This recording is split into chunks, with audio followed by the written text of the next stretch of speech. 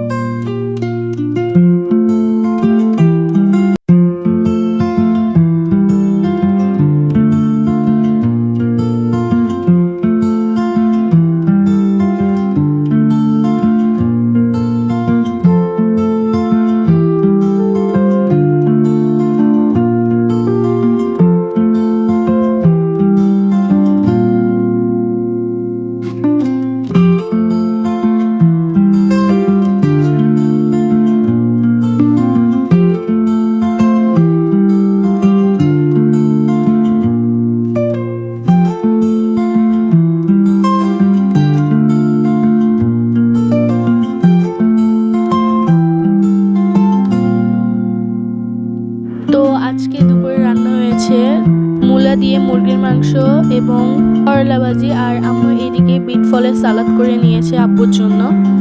তো আজকের জন্য এইটুকুই। আসসালামু আলাইকুম, আল্লাহ হাফেজ সবাইকে, এবং ব্লগটি ভালো লাগলে লাইক সাবস্ক্রাইব করে আমাদের পাশে থাকবেন।